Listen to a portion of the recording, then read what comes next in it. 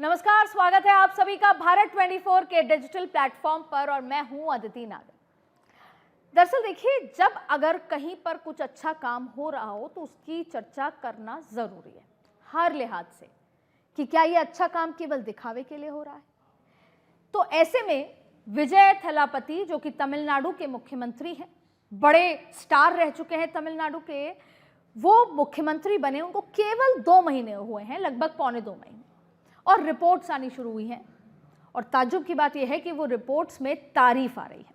बहुत लंबी फहरिस्त है वो क्या कुछ कर रहे हैं, तो आज मेरे साथ जो गेस्ट हैं हम उनसे चर्चा करेंगे।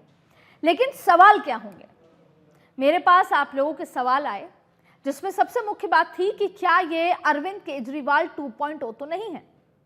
दूसरी बात ये थी कि वो तमिलनाडु जहां पर द्रविड़ वर्सेस द्रविड़ की पॉलिटिक्स रही, जाति की पॉलिटिक्स रही, जहां पर फ्रीबीज की पॉलिटिक्स रही, वहां पर विकास की पॉलिटिक्स कब तक टिकेगी। और एक सबसे महत्वपूर्ण सवाल कि केवल पौने 2 महीने में सोशल मीडिया पे एक कैंपेन चल रहा है कि उनको प्रधानमंत्री बनाया जाए।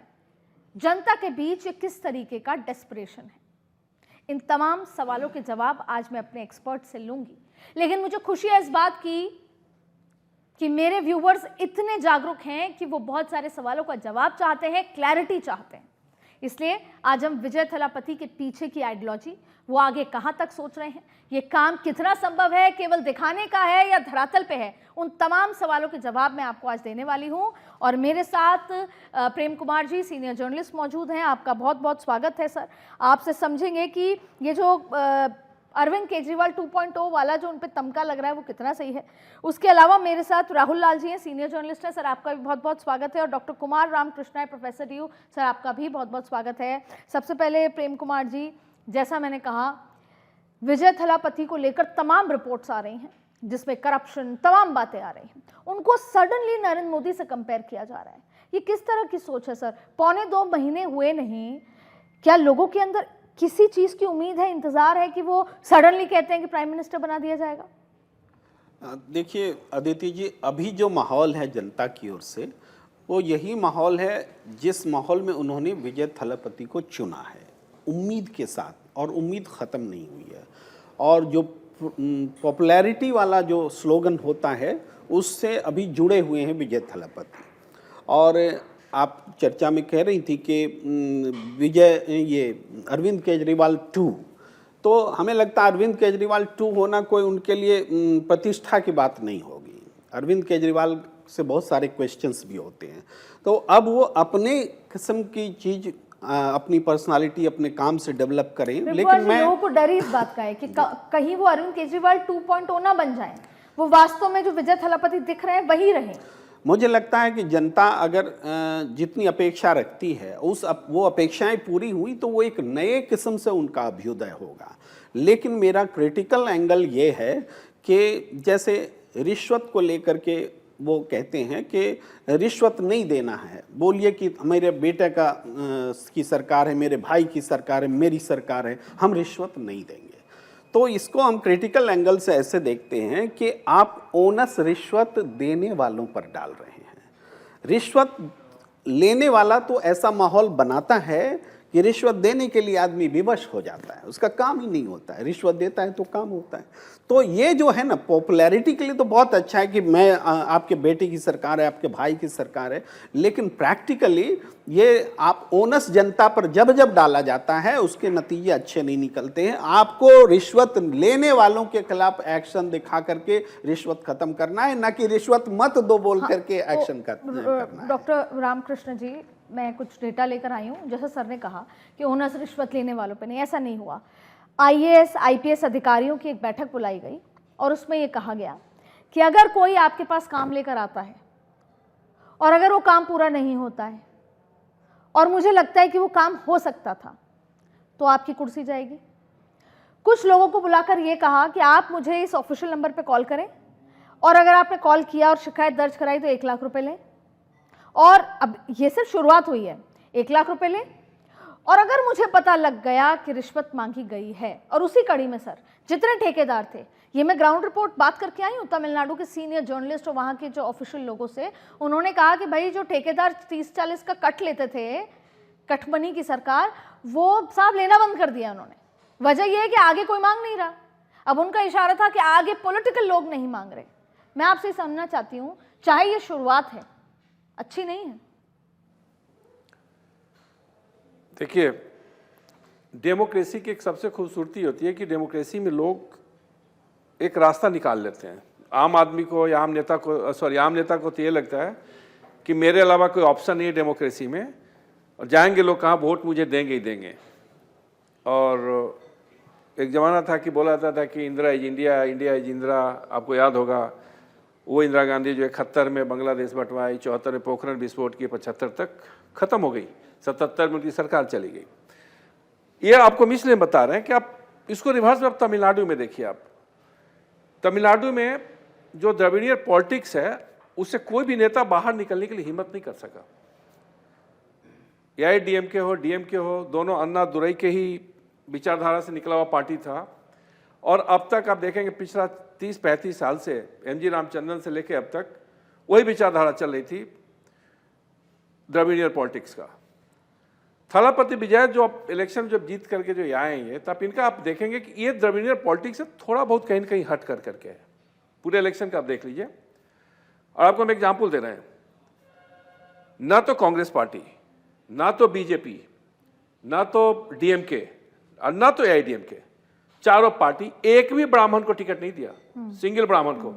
इसलिए कि माना जाता था कि ब्राह्मण को अगर टिकट देंगे तो मेरा कैंडिडेट हार जाएगा और फिर अपर कास्ट का कहीं लेबल न लग जाए। कोई भी पार्टी नहीं दिया। देखिए, बड़ा बड़ा पार्टी भी नहीं दिया। थलापति विजय को देखिए, 3 ब्राह्मणों को टिकट दिया और 3 में से 2 ब्राह्मण जीत करके आए। ये डेटा को एक आपको दे रहे हैं। ये बता रहे थलापति का सोच क्या है। उसका सोच कहीं ना कहीं एक द्रविड़ीय पॉलिटिक्स से थोड़ा सा हट करके, जबकि जयललिता खुद ब्राह्मण थी, लंबे समय तक चीफ मिनिस्टर रही, पॉपुलर चीफ मिनिस्टर रही, ठीक है। तो थलापति इन सब चीज को हटा, और भी फिल्म स्टार लोग थे तमिलनाडु में जिन्होंने कोशिश की थी कि हम भी एक पॉलिटिकल पार्टी बना लें, इलेक्शन लड़े, लेकिन सब फेल हो गया। लेकिन थलापति विजय आया, स्ट्रेटेजिकली आए, वो तरीके से आए, 10 तरीके साल से तैयारी करके आए, तैयारी करके आया और लोगों ने उसको अंडर एस्टिमेट किया। नहीं, इसमें एक बहुत इंपॉर्टेंट बात आपने कही, 25 साल से नेशनल एंथम नहीं होता था, उसको रिस्टोर कराया गया। अब थलापति विजय क्रिश्चियन हैं, हिंदू हैं, मंदिर जा रहे हैं और 90% हिंदू माना जाता है तमिलनाडु में।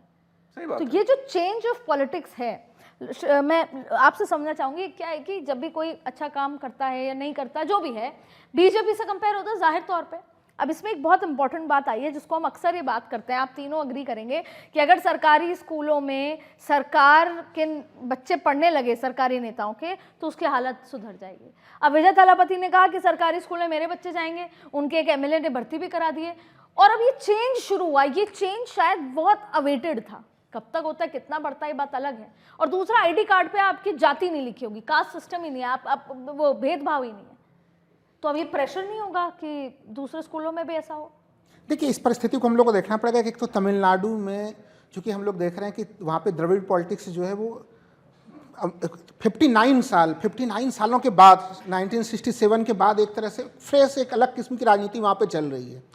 तो और वो उन्होंने जो दावे किए, देखिए मई में शपथ ग्रहण हुआ है, अब हम लोग अभी बात कर रहे हैं जुलाई में, तो मुश्किल से 1.25 महीने के आसपास हुए हैं। इस पीरियड में उनके कई सारी चीज़ें दिख रही हैं कि ज़मीन पे उनका एक एक्शन नज़र आ रहा है। और उसी बीच में केंद्र में भी एक सरकार है। जैसे आपने कहा ना कि लोगों में ऐसा है कि लोग उनको क्यों प्रधानमंत्री के रूप में चाह रहे हैं, भाई केंद्र में भी एक सरकार है, 2014 से सरकार है, 12 वर्षों की सरकार है। वहाँ पे लोग देख रहे हैं कि प्रधानमंत्री जो है कि एक मंदिर के शिलान्यास में भी जाता है, मंदिर के तमाम प्रकार की चीज़ों में जाते हैं, और उस मंदिर में भी भ्रष्टाचार के मामले सामने आ रहे हैं। राम मंदिर के मामले में जो फ्लैगशिप प्रोग्राम है बीजेपी का, वहाँ पे भ्रष्टाचार नहीं रुक रहा है। ये यहाँ पे अपने स्तर पे प्रयास कर रहे हैं। उसका परिणाम क्या होगा हम लोगों को नहीं पता, लेकिन जिस प्रकार से हम लोग बातचीत करते हैं कि एजुकेशन सिस्टम में भारत में जो है कि वो अभी हम लोग नीति आयोग की रिपोर्ट देख रहे थे कि वो किस प्रकार से सरकारी स्कूल बंद हो रहे हैं। 10 साल में 90,000 स्कूल बंद हो गए। 90,000 स्कूल बंद हुए, 1 लाख स्कूल ऐसे हैं जहाँ पे एक ही टीचर है। तो नेशनल स्तर पे तो स्कूलों की ये दुर्दशा की स्थिति है। उसमें भी अधिकांश बीजेपी शासित राज्यों में हम लोग देख रहे हैं, डबल इंजन वाले जगहों में बीजेपी की स्थितियां बनी हुई हैं और वहाँ पे वो इस प्रकार के काम कर रहे हैं। तो इसलिए लोगों को अपेक्षा ये लग रही है कि ये मुख्यमंत्री के रूप में ही क्यों आए, ये हमें प्रधानमंत्री के रूप में क्यों नहीं दिख रहे हैं। तो ये अपेक्षाएं स्वाभाविक है। लेकिन जो एक तुलना मैं कहूँगा कि देखिए, अरविंद केजरीवाल जी से अभी उनकी तुलना करना, वो तो खुद भी नहीं चाहेंगे कि उनकी तुलना की जाए, क्योंकि एक आंदोलन उन्होंने किया, दिल्ली में एक सर, आंदोलन आप हुआ। सोचिए लोगों के मन में कितना डर बैठ गया है कि मुफ्त या अच्छे बनकर ऐसा ना हो कि पूरा का पूरा अब शराब घोटाला ही कर डाले कोई। डर की बात है ना लोगों के मन में। बिल्कुल डर है। देखिए केजरीवाल जी जिस प्रकार से वादा किया था, तमाम प्रकार के चीज़ किए थे। हम लोगों ने जंतर मंतर का आंदोलन, वो रामलीला मैदान का आंदोलन, तमाम आंदोलनों को देखा, वहाँ से निकले, वहाँ से क्या तमाम प्रकार के वादे किए गए, वो चीज़। जबकि उनकी देखिए वहाँ पे हम लोग देख रहे हैं कि वो जो एक स्टारडम वाली जो स्थिति होती है, जो कि तमिलनाडु के पॉलिटिकल कल्चर में हम लोगों ने पहले भी देखा है। अच्छा, हमने सरकारी स्कूलों की बात करी, मैं एक बहुत इंपॉर्टेंट बात यहाँ पे एजुकेशन सिस्टम पे करना चाहती हूँ। ये बेसिक सवाल आज इसलिए ज़रूरी है पूछने क्योंकि लोग पूछ रहे हैं, क्योंकि सोनम वांगचुक भूखे बैठे हुए हैं, क्योंकि उनसे कोई बात नहीं करने आया। मैं ये कहना चाह रही हूँ, उसमें इसरो के जो अन्नादुराई हैं, साइंटिस्ट हैं, उनको एजुकेशन सिस्टम के लिए उन्होंने रखा है कि आप वापस से पॉलिसी को बनाइए। एक तरफ ये कहा जा रहा है प्रेम कुमार जी कि धर्मेंद्र प्रधान इस्तीफा दें, इतने सारे वो हो गए उनके रहते हुए। दूसरी तरफ ये है कि उससे कोई बदलेगा नहीं। सोनम वांगचुक के एक इंटरव्यू में देख रही थी कि उन्होंने कहा बदलेगा नहीं, शुरुआत हो जाएगी। दूसरी तरफ आप इसरो के साइंटिस्ट को बुलाकर उनको एजुकेशन, ये कंपैरिजन फिर बहुत एक्सटेंसिव रूप में होगा, क्योंकि एक तरफ तो आप एजुकेशन मिनिस्टर को इसलिए नहीं हटा रहे, इतना प्रोटेस्ट हो रहा है।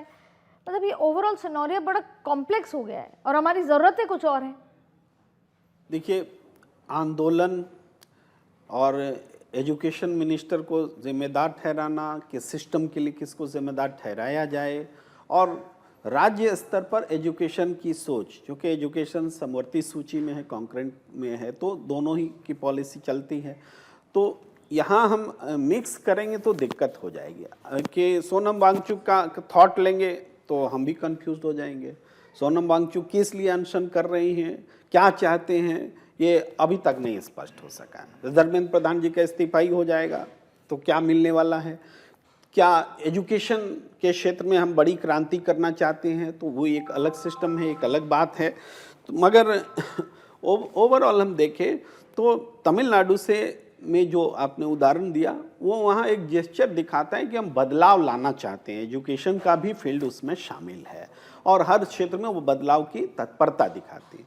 और यहीं पर हम प्रधानमंत्री वाली बात को जोड़ें कि वहाँ के लोग चाहते हैं कि प्रधानमंत्री बन जाए, तो इसका एक मतलब ये है कि चूँकि दक्षिण के क्षेत्र में नरेंद्र मोदी जी उतने पॉपुलर नहीं हैं, पॉपुलैरिटी का जो भी पैमाना रहा जितना कि उत्तर में है। इतने बड़े हिंदू हैं, हिंदू पॉलिटिक्स से तो होती है देश में।